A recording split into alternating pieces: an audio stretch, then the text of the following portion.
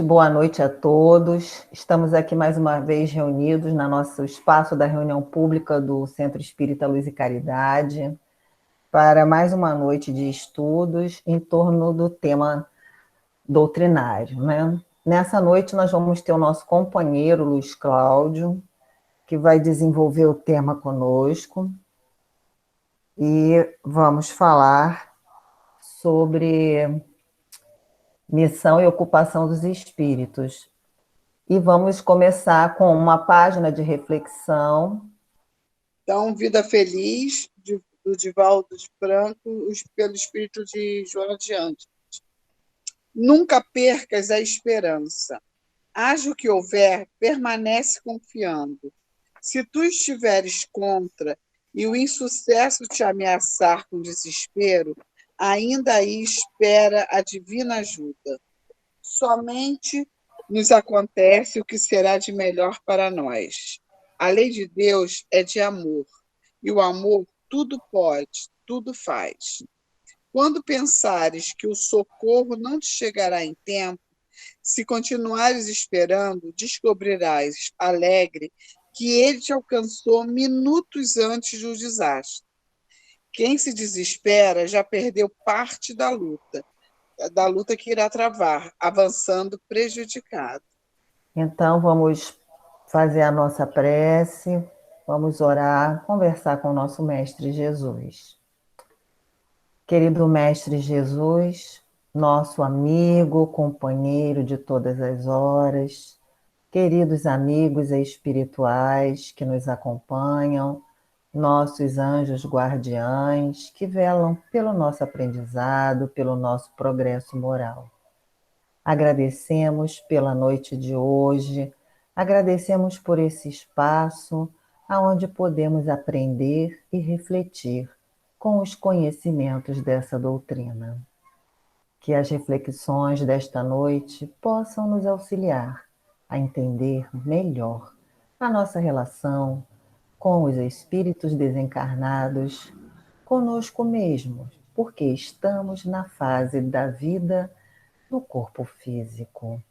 Mestre, nos envolva, nos abençoa, nos ampare e nos fortaleça para vivermos todos os dias de nossas vidas como dias de aprendizado, como dias de superação, como dias que nos convidam ao desafio do autoconhecimento, da perseverança, da fé, da crença em nós mesmos e nas nossas possibilidades de amadurecimento.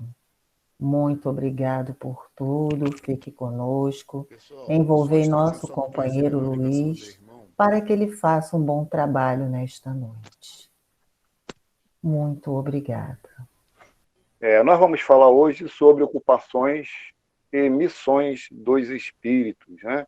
Está lá no livro dos Espíritos, tem questões à beça para a gente estudar esse assunto lá no livro dos Espíritos.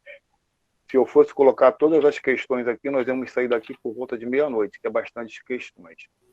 Então eu escolhi aquelas que eu achei muito importante a gente estudar junto, né? Para que a gente possa ter uma noção, uma ideia do que é a ocupação dos espíritos, do que é a missão dos espíritos, né? A gente precisa saber muito bem isso, uma vez que nós somos espíritos, nesse momento, usando um corpo físico. A gente vai ver com esse trabalho se a gente, estando encarnado, também temos missões, ou se é só os espíritos, só aqueles que se encontram lá no mundo espiritual, que são encarregados de missões. Então, para começar, eu vou perguntar a vocês 3 coisinhas. Vocês podem colocar no chat, aí a Janaína ou a Valéria pode passar para mim a resposta, por favor. Ou então abrir o áudio aí e falar, né, a resposta para essas perguntas. A primeira é: todos os espíritos têm ocupações? Queria saber de vocês aí, o que vocês acham disso daí. Vamos, gente. Calma, deixa o pessoal refletir. Todos têm. Todos têm. Verinha está falando que todos têm. A Valéria falou que sim, a Heloísa disse os mais adiantados sim, a Michele disse que creio que sim, Camila disse que sim, o Rui Virgílio diz sim, todos os espíritos têm ocupações. Tá. Obrigado, Janaína. Eu botei o meu celular, eu botei ele para aparecer no retrato, para ele virar.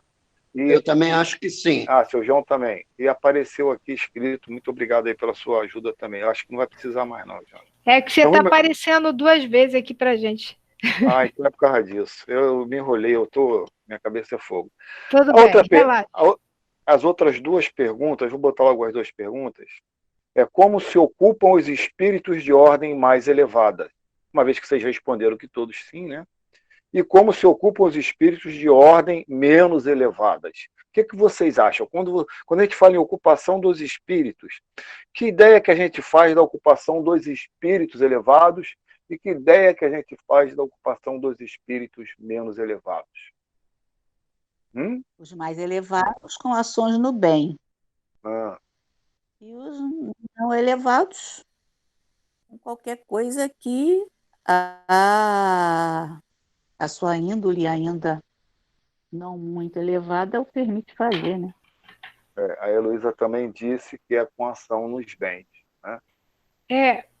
Eu penso o seguinte, que se a gente for fazer uma analogia conosco aqui na Terra, né? Alguns têm maiores ocupações, outros têm menos, mas todas elas são ocupações de acordo com o nível de cada um, né?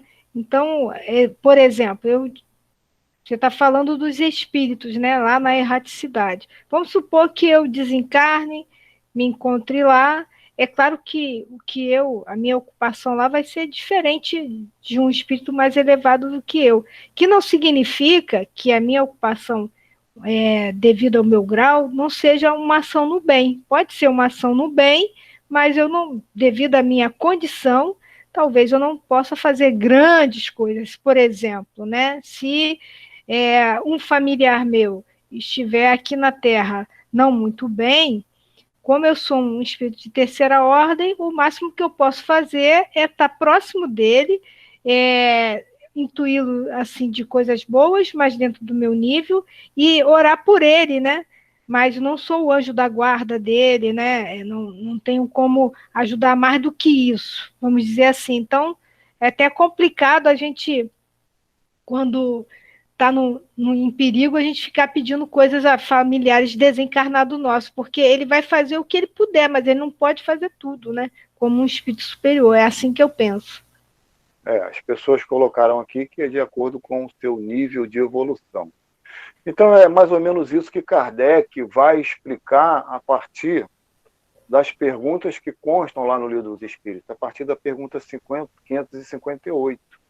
E vai até 585, se não me engano. São muitas perguntas, onde ele explica sobre as ocupações dos espíritos elevados, sobre as ocupações dos espíritos inferiores, né?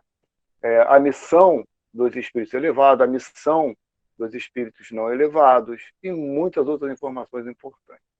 Então, para começar, ele inicia com essa pergunta: alguma outra coisa incube aos espíritos fazer que não seja melhorarem-se pessoalmente?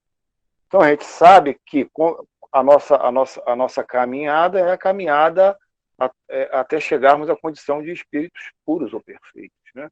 Então a gente está num trabalho incessante aí buscando o nosso melhoramento pessoal, a fim de que a gente chegue nessa condição o mais rápido possível, né? Dentro daquilo que a gente vem realizando ao longo das oportunidades reencarnatórias que temos tido. Então Kardec pergunta isso. Além disso, além dessa busca por melhorar-se a si mesmo, né, os espíritos fazem mais alguma coisa, né? E aí os espíritos respondem: concorrem para a harmonia do universo, executando as vontades de Deus, cujos ministros eles são. A vida espírita é uma ocupação contínua, mas que nada tem de penosa, como a vida na Terra, porque não há fadiga corporal, nem as angústias das necessidades. Então aqui os espíritos estão informando que, além de buscarem o melhoramento pessoal, eles fazem mais alguma coisa. Aqui no caso aqui, ele está falando que esses espíritos concorrem para a harmonia do universo, executam a vontade de Deus, são ministros de Deus, né? Então, eles fazem mais alguma coisa. Ele está se dirigindo aqui, essa pergunta é uma pergunta geral, ele está fazendo uma pergunta para o aspecto geral das ocupações, mas os espíritos responderam baseados nos espíritos puros ou perfeitos, que são os que trabalham para a harmonia do universo, são os que executam a vontade de Deus. E tem uma outra coisa muito importante nessa resposta, né? Que em nada essa ocupação é penosa para esses espíritos. Por que não é penosa para esses espíritos? Porque eles não têm órgãos, eles não estão encarnados, eles não têm um corpo físico como a gente, eles não têm necessidades, eles não sofrem fadiga.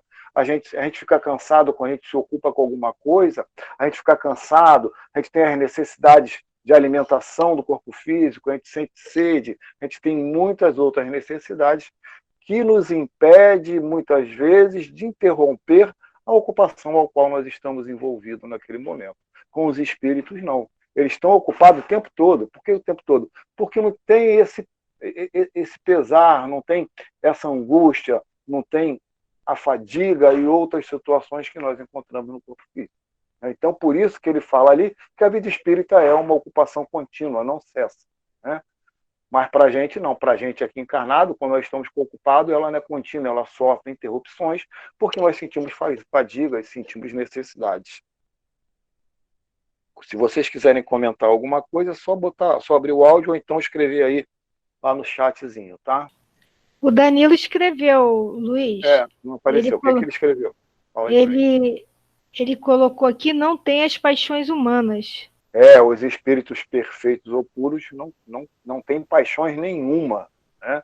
A gente não consegue entender o que é isso, não ter paixão, né? Não dá para a gente imaginar o que é não ter paixão para um espírito puro. A gente está longe de entender isso, né? Não dá nem para explicar. Fazer uma análise psicológica de um espírito perfeito, para a gente fica muito impossível, né?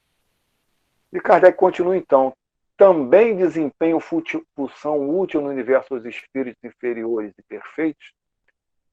Então, Kardec está fazendo essa pergunta porque a resposta anterior ela se dirigiu somente aos espíritos puros ou perfeitos, aqueles espíritos muito mais elevados, né? Mas ele quer saber agora se os espíritos inferiores, os espíritos imperfeitos, também têm alguma ocupação útil, né? Se fazem alguma coisa, né? Todos têm deveres a cumprir.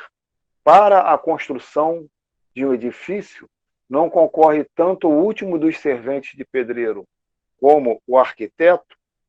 Então, aqui os espíritos respondendo que todos os espíritos inferiores, os espíritos imperfeitos, também têm deveres a cumprir, também se ocupam com alguma coisa. Lógico, dentro do conhecimento que eles têm adquirido até aquele momento, dentro do grau de elevação que atingiram até aquele momento. Um espírito de terceira ordem, é o que nós estamos nos referindo aqui, são os espíritos inferiores. Kardec usa muito, a gente vai falar disso algumas vezes, espíritos elevados ou superiores e espíritos inferiores. O que vem a ser espíritos elevados ou superiores? É o espírito de segunda ordem da escala espírita e primeira ordem da escala espírita. Esses são considerados elevados. Nós, da terceira ordem, somos inferiores e imperfeitos, né? Então, o fato de sermos da terceira ordem, inferiores e perfeitos, ou um espírito ser da terceira ordem, não faz com que ele não se ocupe com alguma coisa. Ele vai se ocupar com alguma coisa pertinente ao grau evolutivo que ele acha concluído. Por isso que Kardec aqui colocou essa metáfora, né? Não concorre tanto o último dos serventes de pedreiro como um arquiteto para a construção de um edifício. Então, todos têm uma ocupação de certa forma, né? Ninguém, nós vamos ver lá na frente, que Kardec vai perguntar sobre a ociosidade de alguns espíritos. Isso é uma coisa à parte, a gente vai discutir sobre isso. Mas todos têm com que se ocupar. Isso é o que os espíritos quiseram falar nessa resposta, né? Vamos continuar. São permanentes para cada um, e estão nas atribuições exclusivas de certas classes, as funções que os espíritos desempenham na ordem das coisas? E Kardec está perguntando aqui se determinado espírito tem uma ocupação permanente, vai sempre se ocupar com aquilo. Né? Se tem uma atribuição exclusiva, você só vai fazer isso. Né? Vamos ver o que os espíritos respondem para Kardec. Todos têm que percorrer os diferentes graus da escala para se aperfeiçoar. Deus, que é justo, não poderia ter dado a uns a ciência sem trabalho, destinando outros a só adquirirem com esforço. Então, todos temos que percorrer os diferentes graus da escala. Então, ninguém tem atribuição exclusiva, nenhuma ocupação é permanente, todos têm que aprender tudo dentro da sua faixa evolutiva que se encontram no momento do aprendizado. Então, nós, espíritos de terceira ordem, um espírito de terceira ordem está aprendendo determinada coisa, ele não vai ficar para sempre se ocupando com aquela coisa que ele está aprendendo, que ele está desenvolvendo. Ele vai evoluir e ele vai se ocupar com outras coisas que vão ser pertinentes ao grau evolutivo que ele tenha alcançado naquele momento. Então, não há espírito algum que fique exclusivamente se ocupando com a mesma coisa o tempo todo. Então, não existe uma ocupação permanente. Essa ocupação ela vai variando à medida que o espírito vai avançando, à medida que o espírito vai crescendo, vai surgindo oportunidades diferentes de aprendizado, e esse aprendizado ele vai conseguir, vai adquirir justamente quando ele estiver se ocupando com alguma coisa, com essa coisa nova com a qual ele vai se deparar diante do passo que ele dá em direção a uma condição maior. Tudo bem, gente? Qualquer coisa é só perguntar, hein? Então vamos lá na pergunta 562. Já não tendo que adquirir, os espíritos de ordem mais elevada se acham em repouso absoluto ou também lhes tocam ocupações? E Kardec está dizendo aqueles espíritos que já chegaram lá no máximo possível que pode ser alcançado a sua evolução. São os espíritos puros ou perfeitos. Né? Então, Kardec pergunta se já, uma vez que eles chegaram a essa condição, eles não têm mais com o que se ocupar, porque não tem mais nada para aprender. Já aprenderam tudo que poderiam aprender um espírito. Né? Então, com o que esses espíritos se ocupam? Que quererias que fizessem na eternidade? A ociosidade eterna seria um eterno suplício para eles. Já pensou, gente? A gente começa a estudar lá no primário, a gente faz aquele nosso currículo extenso, vai para a faculdade, faz mestrado, doutorado, faz um montão de coisas. Pronto, agora me realizei e a gente cruza os braços, jogando fora tudo aquilo que a gente aprendeu ao longo da nossa caminhada. Então, obviamente, os espíritos puros, né, da ordem mais elevada, quando chegam a essa condição, eles não ficam em repouso. Né? Eles já têm muitos conhecimentos que podem fazer muitas coisas com esses conhecimentos. Né? Lá na primeira pergunta, né, zelam pela harmonia do universo. Né? Executam a ordem de Deus. Então, eles estão preparados para isso. Eles não vão ficar ociosos, eles vão ficar ocupados o tempo todo. O tempo todo, não há ociosidade. Se eles ficassem isso na ociosidade, isso seria um suplício para eles. A gente descansa um pouquinho, é uma delícia, mas se a gente ficar o dia todo deitado, a gente fica cansado de ficar deitado o dia todo. Né? Fica um troço esquisito, não fica muito, muito legal, a gente se sente enfadonho ficar deitado o dia todo, a gente tem que se levantar para procurar fazer alguma coisa, para botar o corpo para agir. Né? Então, também os espíritos de ordem mais elevada, eles não ficam em ociosidade. Né? Porque isso para eles seria um sofrimento. Pode falar, Jane. A Edith está falando que é trabalho constante. Constante, trabalho constante. E trabalho para eles que dá prazer. Isso é que é o importante. Não é só uma ocupação. A gente vai ver isso aqui um pouquinho mais lá na frente. Né? Não é só uma ocupação. É um prazer. É um trabalho constante que dá prazer para os espíritos. Aqui, quando a gente se ocupa com alguma coisa, né, a gente se ocupa por obrigação. Na maioria das vezes, a gente não sente prazer com as ocupações que a gente se encontra envolvido. A gente vai ver isso um pouquinho mais lá na frente. Então, uma vez Kardec perguntou se eles ficam na ociosidade, né, ou se eles têm alguma ocupação, os espíritos falaram que não, que eles estão lá, não estão na ociosidade. Kardec quer saber de que natureza, então, é essa ocupação para esses espíritos elevados, né? Foi o que a gente tinha falado anteriormente, eu até adiantei a resposta: receber diretamente as ordens de Deus, transmiti-las ao universo inteiro e velar para que seja cumprida essas ordens de Deus. Olha que trabalho que dá para esses espíritos. Isso é um trabalho muito intenso, gente. Receber as ordens de Deus, transmitir a ordem para o universo todo e velar para que essas ordens sejam cumpridas. Já imaginaram o trabalho que nós estamos dando a eles? Quando a gente não se comporta de acordo com as leis divinas, quando a gente vai na contramão das leis divinas, olha que trabalheira que esses espíritos têm.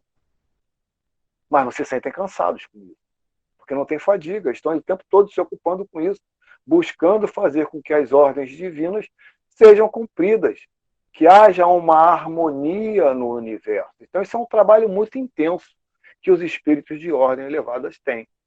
Obviamente, é um trabalho, vamos dizer assim, fácil. Por quê? Porque já sabem o que tem que fazer. Eles chegaram na escala maior do processo evolutivo.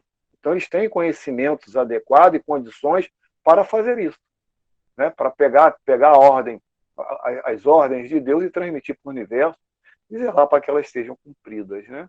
Deve ser um trabalho, uma ocupação que não tem fim.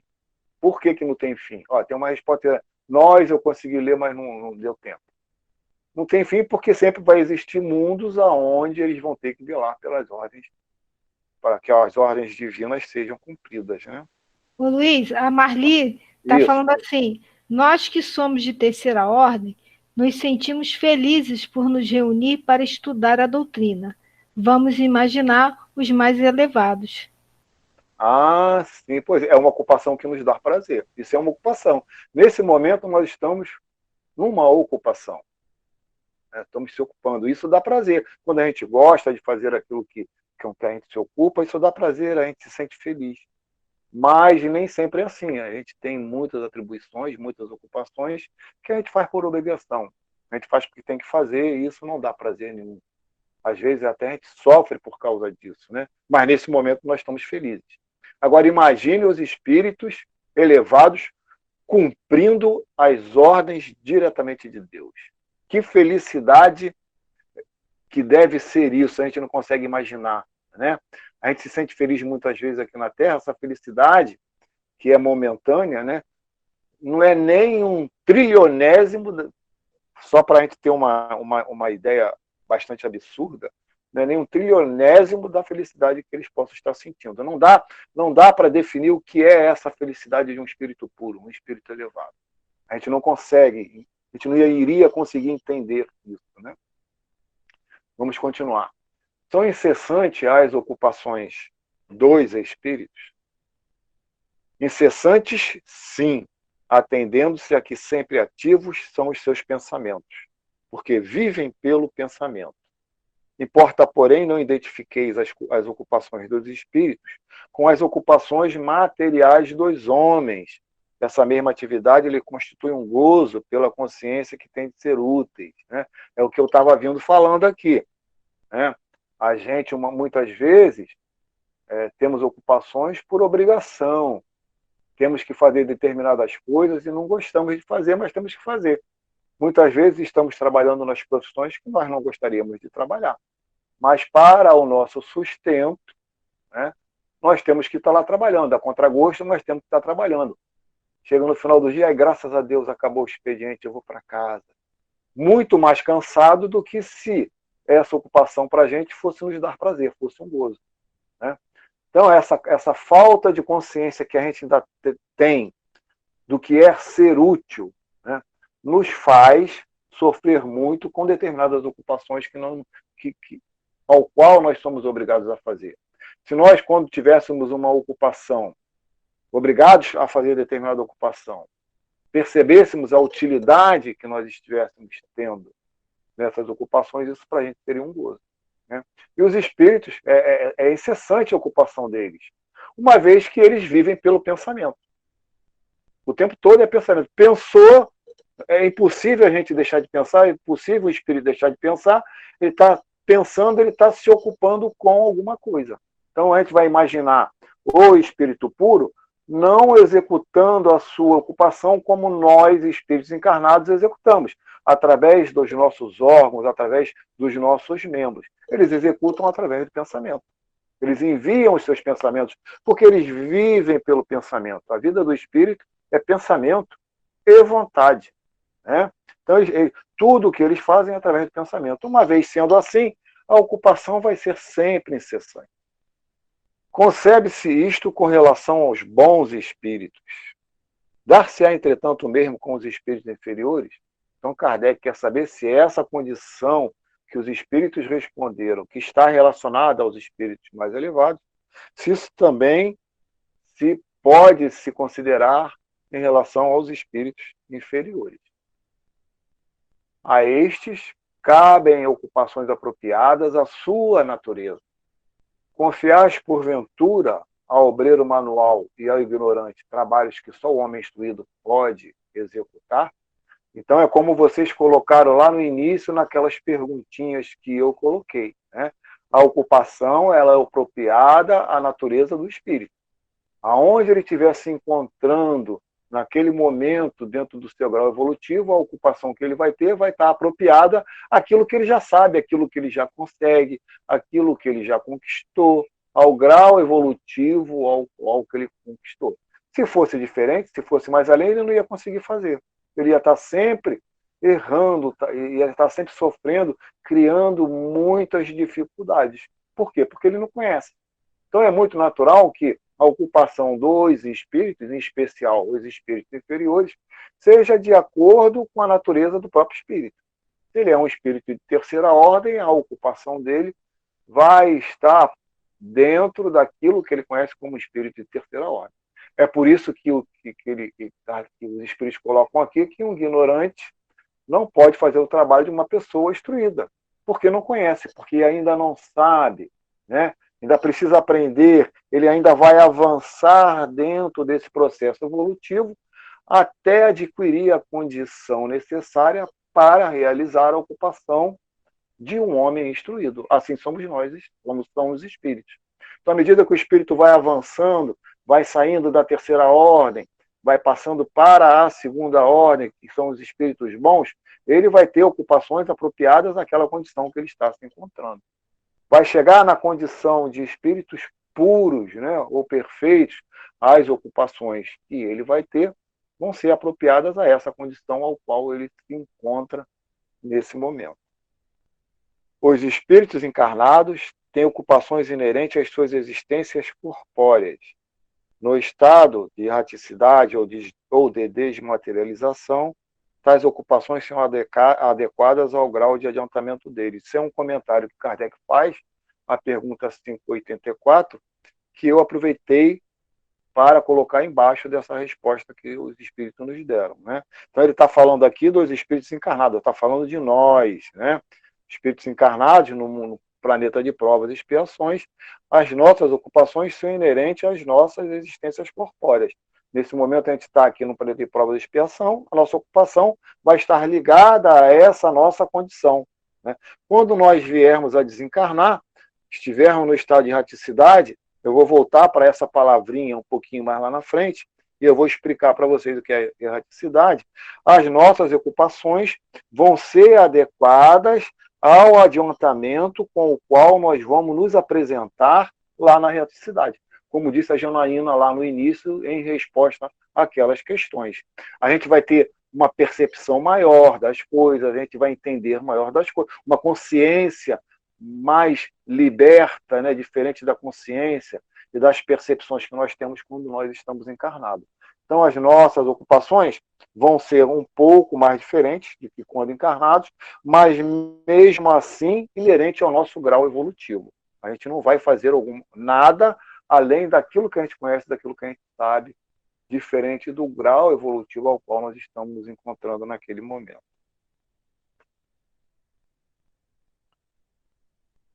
Haverá espíritos que se conservem ociosos, que em coisa alguma útil se ocupam, Então, Kardec aqui está querendo saber se há espíritos que se conservam ociosos, se não se ocupam com alguma coisa. Eu lembro uma vez que a gente estava estudando lá no Luz e Caridade, se não me engano, era na reunião mediúnica, e a gente leu um artigo da Revista Espírita de um espírito que se mantinha ocioso já há 2 ou 3 encarnações. Né? Ele sabia que ele estava ocioso e ele não queria ter uma outra situação. Ele estava em evidências de reencarnar novamente e ele estava procurando manter aquela ociosidade. Como é que o espírito pode fazer isso? Né? Ao reencarnar, escolheram na sua... obviamente, ele vai ser auxiliado ali no seu planejamento encarnatório, mas ele tem na cabeça que ele não quer fazer nada daquilo. E ao encarnar, ele vai se manter ocioso do mesmo jeito. Vamos ver o que os espíritos responderam para a gente. Viu? Os espíritos estão dizendo que há espíritos ociosos, que se conservam ociosos. Mas esse estado é temporário e dependendo do desenvolvimento de suas inteligências. Há certamente, como há de ociosidade, é temporário e depende do desenvolvimento do espírito, do desenvolvimento da inteligência que o espírito alcançou.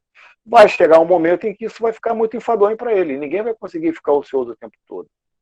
Mesmo na ociosidade, ele vai aprender. Por que ele vai aprender? Porque ele está vendo, ele está percebendo as outras pessoas, os outros espíritos, ele está obtendo informações. Então ele aprende, ele faz análise, ele não para de pensar, ele está pensando.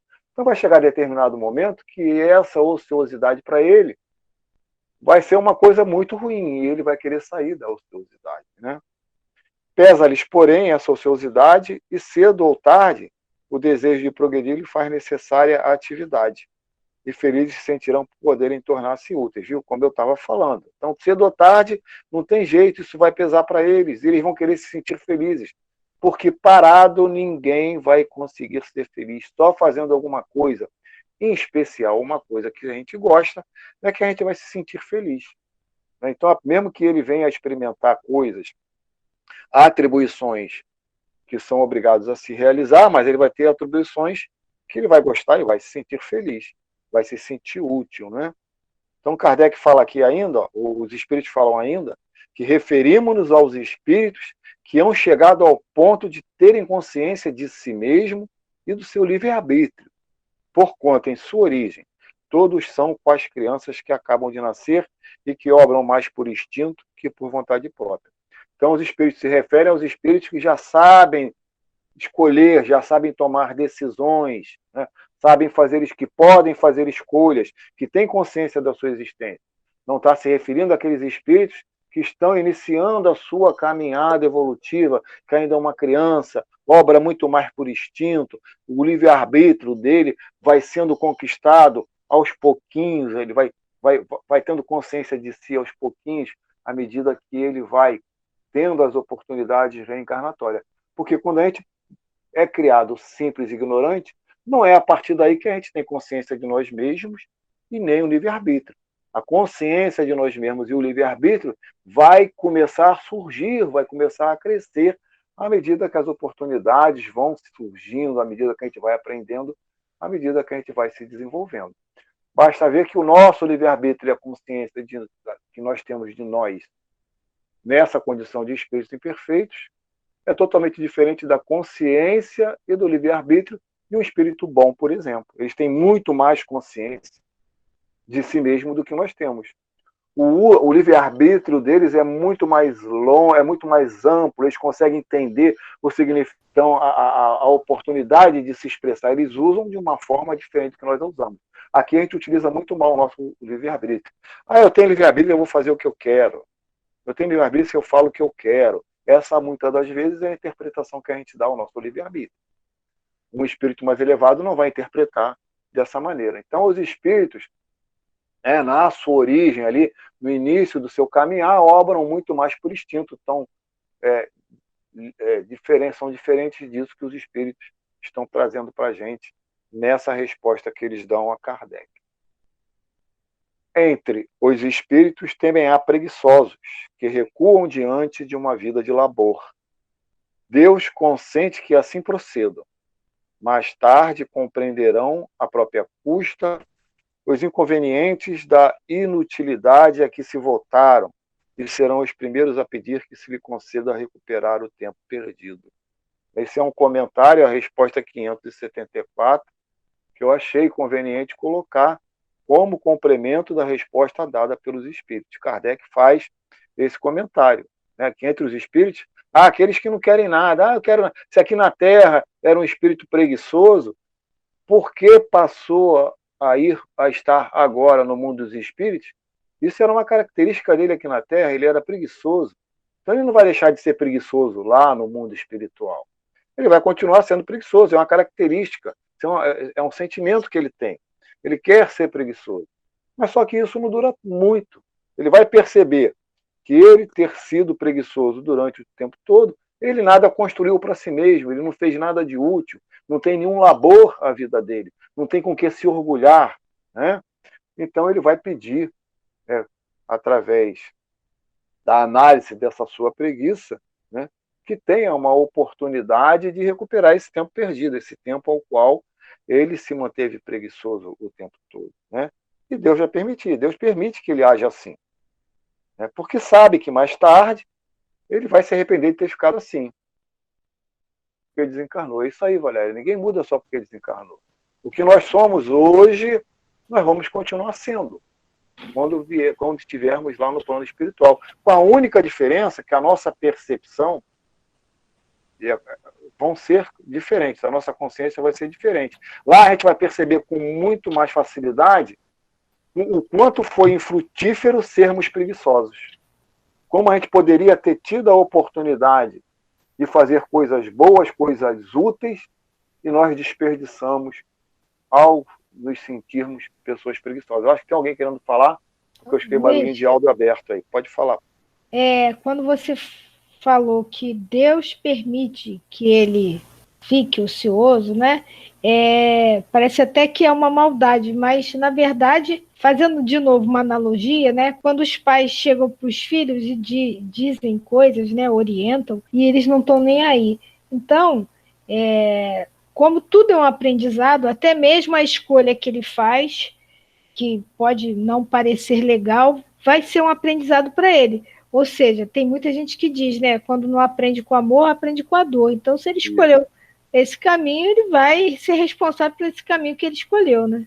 Por isso que Deus permite. A gente vai lá na questão 1 do Livro dos Espíritos.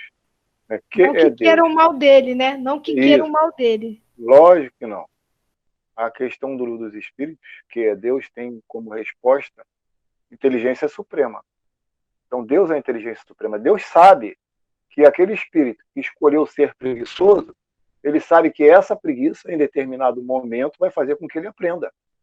Vai fazer com que ele volte atrás nessa postura de preguiça que ele optou por determinado momento da sua existência. Então, Deus sabe muito bem disso, né? Então, Deus vai permitir. Olha, você quer ser assim? Então tá. Você vai ter essa vida de preguiça aí, eu vou permitir.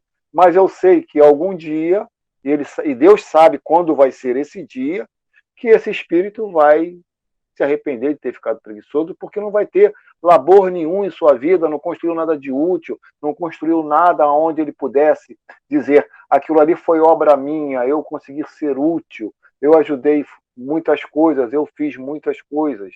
Ele não vai ter com o que falar, e ele vai se arrepender quando, principalmente, ver que outros espíritos ao lado dele, que tiveram uma vida mais dinâmica, construíram muitas coisas, tiveram muito labor na sua existência. Então ele vai ter a sua oportunidade. E Deus, com muita felicidade, obviamente, vai conceder a ele a oportunidade de recuperar o tempo perdido, né? Os espíritos que têm missões a cumprir, as cumprem na erraticidade ou encarnados? Né? Então, Kardec está perguntando se aqueles espíritos que têm missões a cumprir, se eles cumprem na erraticidade ou cumprem como encarnados. Erraticidade é a condição que o espírito se encontra ao retornar do plano físico. Então, todos os espíritos que não sejam espíritos puros ou perfeitos, que ainda têm que reencarnar, vão ser considerados, vão estar incluídos nessa condição de erraticidade, de espírito errante. Né? Então, Kardec está perguntando se esses espíritos têm missões. ou se eles só têm missões quando estão encarnados, né? Então aqui, daqui a pouquinho a gente vai ver o que é uma missão. A missão é uma ocupação, né?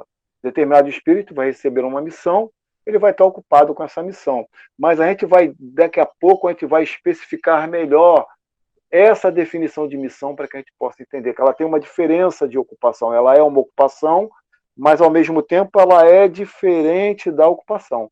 Por quê? Porque um espírito, eu vou falar isso mais tarde também, porque o espírito ele pode se ocupar em fazer o mal. A gente vai ver isso aí lá na frente daqui a pouquinho. Podem tê-las num e no outro estado. Para certos espíritos errantes é uma grande ocupação. Então os espíritos estão respondendo aqui que podem ter missões no estado de erraticidade, desencarnados, ou quando estão encarnados. E para os espíritos desencarnados, os que se encontram na erraticidade, isso é uma grande ocupação. Ter uma missão nessa condição de desencarnado é uma grande ocupação. Mas Kardec quer saber em que consistem essas missões. Então tá, mas como é essa missão para esses espíritos? Em que consistem as missões de que podem ser encarregados os espíritos errantes, né? São tão variadas que impossível fora descrevê-las. Muitas há mesmo que não podeis compreender. Os espíritos executam as vontades de Deus e não vos é dado penetrar-lhe todos os desígnios, né? Então, existe uma variação muito grande de missões que os espíritos errantes podem ter, né? É impossível a gente descrever todas essas missões. E, às vezes, são coisas simples. A gente vai ter missão no aspecto geral do significado de missão, né? E vai ter missões específicas. Então, alguns espíritos vão se ocupar com as missões no aspecto geral da missão, né? E outros espíritos vão ter missões específicas. São espíritos um pouco mais elevados, que vai ser determinada a ele determinada ocupação, determinada missão, para que ele leve à frente aquilo que tiver determinado. Então, ele, mais uma vez, se refere aqui também aos espíritos que executam a vontade de Deus, né? São os espíritos elevados, os puros e os perfeitos, né? Vamos levar em consideração também que os espíritos bons, pelo seu entendimento, quando começam a se aproximar dessa condição de puros ou perfeitos, também executam a vontade de Deus, porque a compreensão de Deus nessa condição evolutiva é uma compreensão muito grande. Alguém quer falar? Jana? Fala, Jana. Gostaria. Nessa informação que você trouxe aí sobre missões gerais, missões específicas, né? Assim, para botar em miúdos, né? De novo, fazendo analogia, que eu gosto de fazer analogia porque acho que fica melhor para as pessoas entenderem. É como se fosse aqui na Terra, por exemplo. Uma missão geral, né? Vamos designar de que maneira? As pessoas são pais, são mães, então eles têm as missões de quê? De educar os seus filhos, né? Todos os pais e todas as mães têm essa missão. E uma missão específica seria uma pessoa que ela, no caso, vai estudar, de repente ela vai ser uma cientista ou ela vai ser alguma coisa que vai trazer alguma descoberta para auxiliar a humanidade, auxiliar uma comunidade, uma coisa um pouco mais ampla, né? Seria mais ou menos assim no campo dos espíritos lá na erraticidade, né? Isso, sem dúvida, é isso mesmo. A gente vai ter oportunidade de explanar sobre isso um pouquinho mais lá na frente, se não me engano, depois desses slides que eu coloquei. Aonde aqui, ó, as missões dos espíritos têm sempre por objeto o bem. Então aqui já está a definição do que é missão. A missão é uma ocupação, mas ela é diferente da ocupação. Por quê? Porque toda a missão tem por objeto o bem. Não há missão que tenha por objeto o mal. A ocupação, o espírito pode se ocupar a fazer mal a alguém, a planejar em fazer mal a alguém, a planejar a fazer coisas erradas, coisas que não sejam úteis, né? Então, a ocupação tem esses dois lados. A missão, não. A missão tem por objeto a prática do bem, fazer o bem, ter alguma coisa útil. Então, essa é a definição de missão que a gente pode olhar quando a gente for pensar em missão. Eu tenho alguma missão no planeta Terra? Qual será a minha missão, né? Então, se a gente acha que tem, essa missão ela vai estar tendo como objeto a prática do bem. quer como espírito, quer como os homens, são incumbidos de auxiliar o progresso da humanidade, dos povos ou dos indivíduos, de velar pela execução de determinadas coisas. Alguns desempenham missões mais restritas e, de certo modo, pessoais ou inteiramente locais, como sejam assistir aos enfermos, os agonizantes, os aflitos, zelar por aqueles de quem se constituíram guias e protetores, dirigi-los dando-lhes conselhos ou inspirando-lhes bons pensamentos. Pode dizer-se que há tantos gêneros de missões quanto as espécies de interesses a resguardar, assim no mundo físico como no mundo moral. O espírito se adianta conforme a maneira por que desempenha a sua tarefa, né? Então, olha o aspecto geral das missões, né? A gente vai aprender, a gente vai com as nossas ocupações, com as nossas missões, a gente vai estar ao mesmo tempo aprendendo e ao mesmo tempo realizando uma missão. Então são tantos os interesses dos espíritos e nossos também, uma vez que ele fala aqui que nós também, espíritos encarnados, né, também temos missões, e nós estamos incumbidos de auxiliar também, ele está se referindo a nós também, então nós também estamos incumbidos de auxiliar o progresso da humanidade, dos povos e dos indivíduos, tanto no aspecto geral, como também no aspecto mais específico. Algumas pessoas vão ter, mais especificamente, essa missão de auxiliar o progresso da humanidade. A gente vai ver alguns cientistas, pessoas notáveis, que realizaram grandes descobertas que foram úteis, né, para a humanidade. Né? E no aspecto geral, que vai auxiliar o progresso da humanidade, vai ajudar os povos e indivíduos, por exemplo, o agricultor, né, que está ali semeando a terra, está plantando, para quê? Para alimentar a humanidade. Né? Então, a missão dele é essa, ele está sendo útil, ele está fazendo bem, mas aí a gente já vai encarar isso como um aspecto mais geral. Então, isso é extremamente importante a gente entender que alguns espíritos, e mesmo nós, espíritos encarnados, tanto teremos missões no aspecto geral, né, sempre voltado para o bem, como também em aspectos específicos. A gente vai ver pessoas que se dedicam a pessoas enfermas, as pessoas aflitas, né, e estão se dedicando a isso, elas podem ter escolhido essa missão quando tiveram lá a oportunidade de planejar o seu retorno ao plano físico. E há espíritos também que têm missões específicas. Nossos anjos guardiões são missões específicas, levando em consideração que eles não vão ficar somente presos a essa missão de nos proteger, de nos guardar, de nos auxiliar. Eles também têm outras ocupações. Essa não é a única ocupação deles, mas essa é uma missão, porque é uma missão voltada para o bem. Então, ela é sempre dada por Deus, a missão é sempre dada por Deus ao espírito, né? E está sempre tem por objeto o bem. Essa é a definição, a melhor definição de missão que a gente pode ter. 571. Só os espíritos elevados desempenham missões?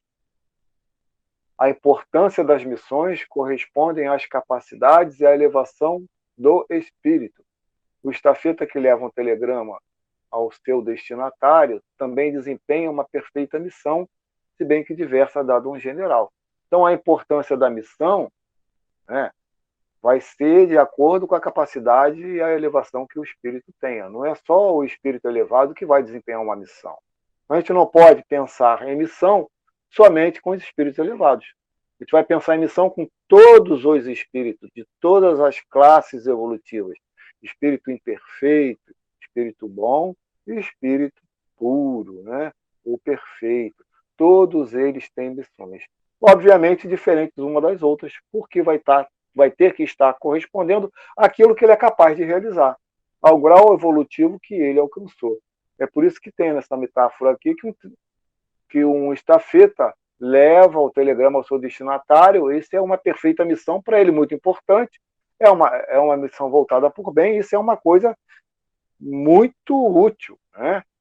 Mas é diversa da missão do general. Por quê? Porque o general já avançou, o general adquiriu capacidades diferentes desse que entrega o telegrama. Esse que entrega o telegrama, algum dia vai chegar à condição de desenvolver, de ter a capacidade de ser um general.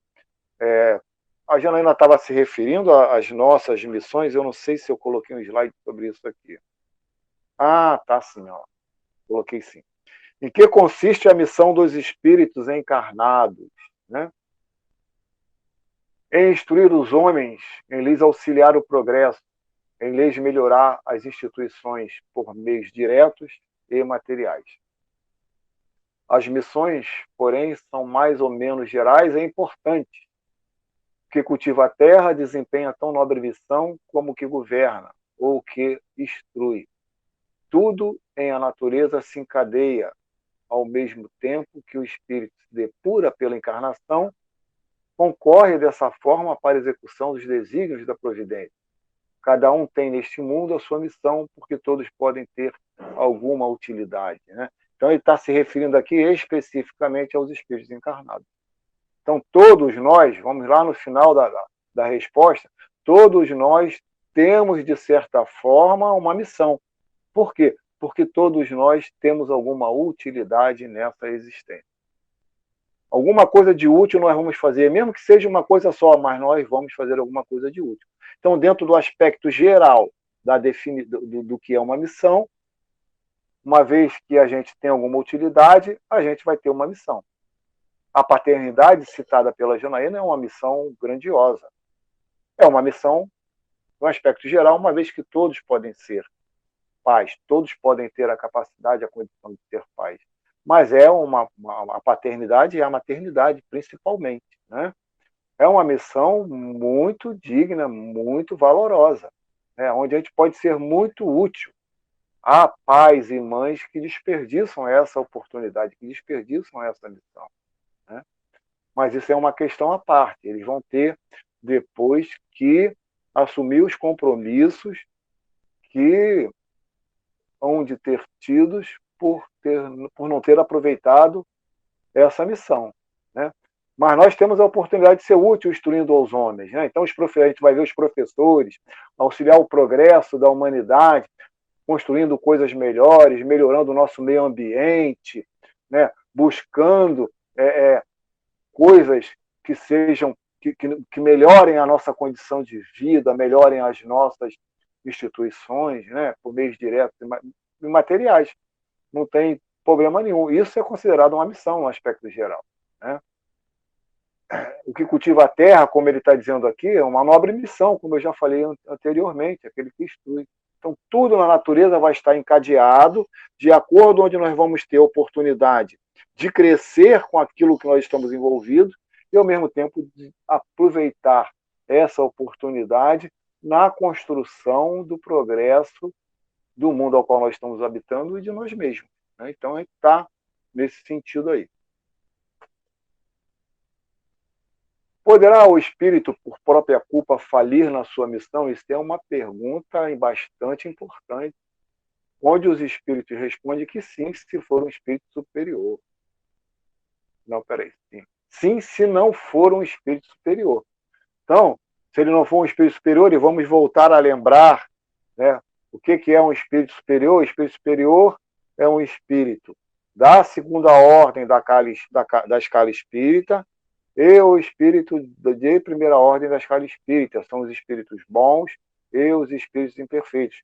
Esses não vão falir em sua missão, porque têm mais capacidade, porque estão mais seguros de si, eles não têm o que os espíritos de terceira ordem têm, que nós estamos classificados como espíritos inferiores ou imperfeitos, né? Nós podemos falir. Por quê?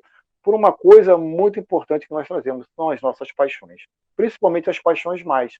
E a gente vai citar em destaque o orgulho e o egoísmo, que muitas das vezes vai entrar na frente daquilo, da missão que nós teríamos que cumprir, e vamos acabar falindo naquilo em que nós não deveríamos falhar. Né? Então, a nossa condição de espíritos imperfeitos, os espíritos imperfeitos, eles podem falhar na sua missão, mas nunca um espírito superior, um espírito bom ou um espírito puro ou perfeito. Que consequência lhe virão da sua falência? Terá que retomar a tarefa. essa é a sua punição. Também sofrerá as consequências do mal que haja causado. Então, se a gente escolheu determinada missão e a gente falhou na nossa missão, a gente vai ter que mais tarde retomar a nossa tarefa. Até para aprender a fazer, para não falir novamente. E vamos ter que arcar com a consequência do mal que haja acontecido por a gente ter falhado na nossa missão. Por exemplo, se a gente tinha como missão instruir a humanidade e a gente falhou nessa missão, quantos deixaram de ser instruídos por nós? Nós temos que arcar com a consequência desse nosso ato, dessa nossa falha. Porque quando a gente escolhe uma missão, quando a gente está lá no nosso planejamento e a gente escolhe uma missão, a missão que nós escolhemos é uma missão que está dentro da nossa capacidade e do nosso grau evolutivo. Então, a gente tem todas as condições de realizar aquela missão. Se a gente falhou, é porque a gente permitiu que algo diferente das nossas escolhas se colocasse à frente e impedisse que a gente levasse ao termo de sucesso a missão escolhida por todos nós. Então, nós vamos ter que arcar com essa consequência.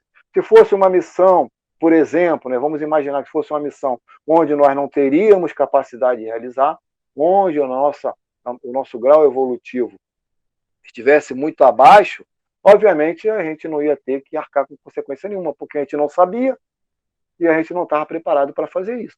Né? Mas toda a missão que nós escolhemos, todo o planejamento da nossa vida, quando a gente está prestes a reencarnar, está dentro das nossas condições, dentro da nossa condição evolutiva. Então, a gente tem tudo para poder atingir o sucesso que a gente pensou em atingir quando a gente escolheu determinada missão, determinada ocupação. Se a gente falha é porque a gente deixou que o orgulho, o egoísmo, que as nossas paixões, que o interesse material sobressaísse em prol dessa missão. Então, eu acho que essa é a última pergunta, né? A gente encerra aqui e a gente lembra a vocês que esse tema está lá no Livro dos Espíritos, a partir da pergunta 568, não coloquei outras questões aqui, mas que são importantes elas serem estudadas por todos nós. Então, se vocês puderem, vocês podem depois pegar o Livro do Espírito e estudar mais um pouquinho para complementar, para aumentar o conhecimento de vocês acerca do que é ocupações e missões dos espíritos. Eu agradeço mais uma vez. Oi, fala, Jana. Ainda tem no livro, tem na Revista Espírita de 1861, tem uma matéria sobre ocupações e missões dos espíritos também lá. Então, você pode dar referência para o pessoal seguir aí, procurar essa revista espírita aí e aprofundar ainda mais esse estudo. Porque o que a gente faz aqui? A gente faz, o que a gente faz aqui? A gente faz uma abordagem sobre o que nós estamos entendendo ali no livro dos Espíritos, né? A gente não tem condições de aprofundar porque é uma reunião pública, não dá. Às vezes tem pessoas aqui que tiveram ainda pouco contato com a doutrina espírita.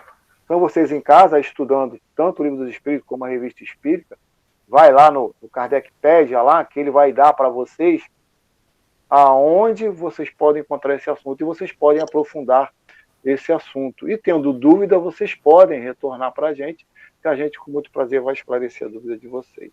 A revista... Pode terminar. Tá, eu agradeço então a atenção de todos, né? Fiquem com Deus e que possamos estar juntos tantas outras vezes. Só para terminar a referência, a Revista Espírita do mês de junho de 1861 e também no que é o Espiritismo tem a questão 159, que ele complementa aí a 558 do Livro dos Espíritos. Pode falar, Valéria. Bom, nós agradecemos ao Luiz, né, pelo estudo de hoje, foi muito bom, muito legal. O pessoal pode botar a avaliação no chat aqui da nossa sala, ou mesmo lá no Zap, né, da reunião pública, no grupo da reunião pública, deixar a sua avaliação lá. Vamos falar do tema da semana que vem. Semana que vem nós vamos falar sobre lei divina ou natural com a nossa querida Marli de Souza, lá do nosso lar, lá da ilha, que se encontra hoje aí no nosso espaço aí, estudando conosco, já deu até um espetáculo aí pro Luiz, né? Semana que vem vamos estar com a nossa companheira lá do Grupo Espírita Nosso Lar, da ilha. Muito bem. Então, o pessoal está colocando ali no chat a avaliação, o Luiz pode dar uma olhada, né? Clicar no chat. Nós vamos fazer a nossa prece agora. Vamos procurar pensar nos nossos anjos, nos nossos entes queridos, nos nossos anjos guardiães, pedir que nos ajudem, né? Quem é o anjo guardião?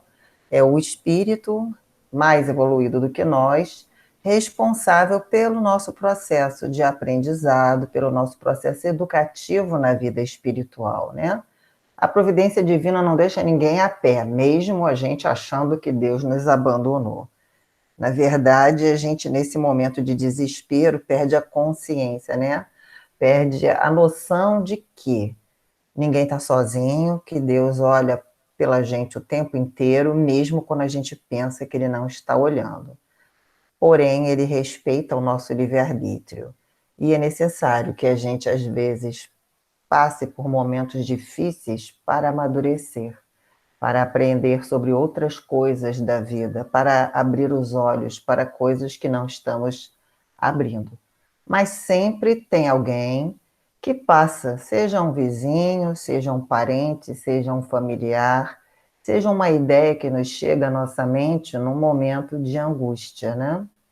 E o que é isso, senão a providência divina, que ajuda o homem através do próprio homem e através dos nossos espíritos familiares e do nosso anjo guardião, que é o espírito que tem a missão de nos educar, porém, não de mandar na nossa vida, nem de interferir no nosso livre-arbítrio, né? Então, vamos para o nosso momento de prece. Na semana que vem estaremos com a nossa companheira Marli e vamos conversar com o nosso amigo Jesus. Querido Mestre Jesus, agradecemos pelo dia de hoje, pelas palavras do nosso companheiro Luiz, que nos fazem refletir sobre o nosso papel no nosso dia a dia, sobre as coisas que realizamos, nossa responsabilidade na família, no nosso trabalho, na vizinhança, na sociedade que ocupamos, o papel que temos a desempenhar. Envolvei a todos nós, nos fortaleça, nos ampare, nos ajude, que possamos compreender os desafios da vida e encontrar formas de superá-los. Ou aceitar aquilo que não podemos mudar, mas compreender as lições que esses momentos nos trazem. Envolvei a todos nós, envolvei aos nossos familiares, aos nossos amigos, às pessoas que nós não conhecemos, aos vizinhos, aos estranhos, aos que estão doentes nos hospitais, seja pela Covid, seja por qualquer outra doença ou enfermidade, porque todas elas continuam. Sejam os companheiros que estão na rua, sejam os companheiros desempregados, sejam até os que estão ainda sem respeito por si mesmos e sem respeito pela vida social. Envolvei a todos, amparai, fortalecei, que cada um encontre a fortaleza necessária interior para enfrentar os desafios da vida. Que cada um encontre o seu momento de reflexão e de conscientização do valor de si mesmo e do valor da vida e do seu semelhante, para que possamos aprender a respeitar uns aos outros, assim como queremos ser respeitados. Abençoe a todos, fortaleça a todos, envolvei os que já partiram, para que se sintam amparados ao retornar à vida espiritual, para que possam se reconhecer no nosso lugar de origem e continuar a aprender, a crescer, a amadurecer. Obrigado, Mestre querido.